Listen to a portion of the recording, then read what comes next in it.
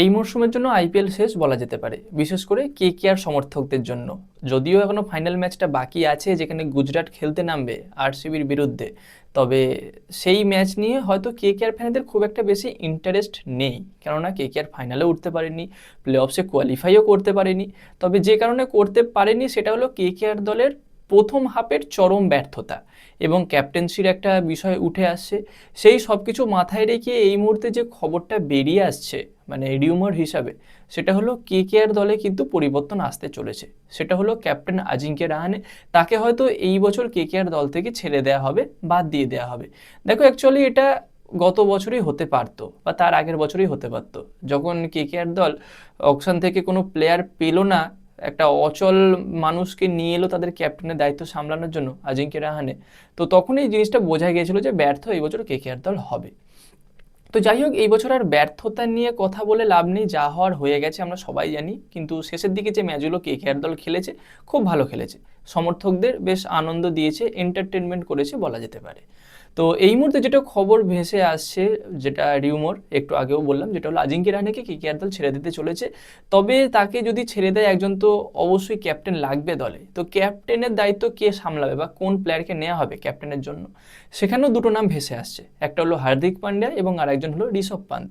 এবার ঋষভ পান্ত যে লখনৌ দল ছেড়ে দিয়েছে বা দেবে, এটা মোটামুটি তোমরা নিশ্চিত হয়ে নাও, কেননা 27 কোটি টাকা দিয়ে ঋষভ পান্তকে হয়তো আর লখনৌ দল রাখবে না।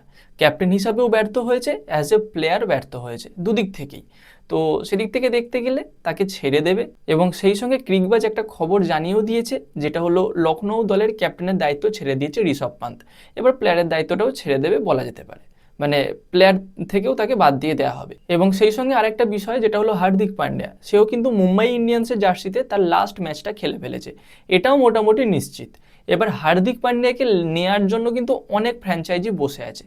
তার মধ্যে একজন হলো চেন্নাই সুপার কিংস, একজন হলো কেকেআর এবং আরেকজন লখনৌ কিন্তু হার্দিক পান্ডিয়াকে নিতে চাইবে, কারণ লখনৌ দলেরও একজন ভালো লিডার দরকার, একজন ভালো ক্যাপ্টেন দরকার।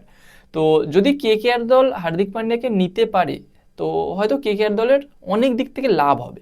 কারণ অ্যাজ এ ফিনিশার প্রপার একজন ইন্ডিয়ান অলরাউন্ডার, যে অলরাউন্ড পারফরমেন্স কোনো বিদেশির থেকেও পাওয়া যাবে বলে এই মুহূর্তে আমার মনে হয় না।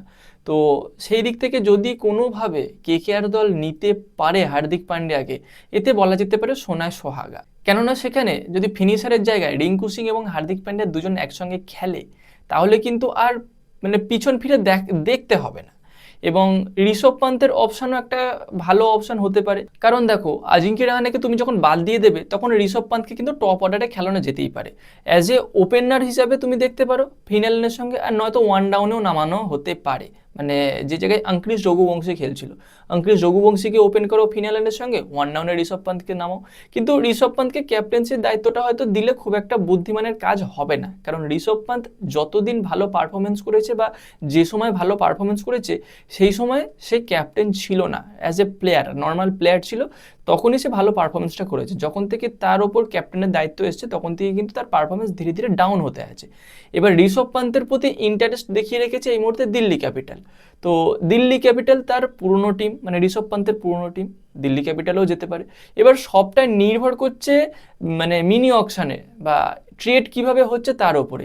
এবার আর একটা খবর শোনা যাচ্ছে, যেটা হলো হার্দিক পান্ডিয়াকে নেয়ার জন্য, মানে যদি কেকেআর নিতে চায়, তাহলে কিন্তু হয় ক্যামেরন গ্রিন আর নয়তো রোবমান পাওয়েলের মধ্যে যে কোনো একজনকে দিয়ে দিতে হবে মুম্বাই ইন্ডিয়ান্সকে, মানে যেটা সোয়াইপ ডিল বলা যেতে পারে। তো এইরকমও একটা খবর শোনা যাচ্ছে। তো দেখো, এই মুহূর্তে যে খবরগুলো আমি তোমাদের দিলাম বা ছোটো ছোটো আপডেট তোমাদের শেয়ার করলাম, এই সবটা কিন্তু রিউমারের ওপরে।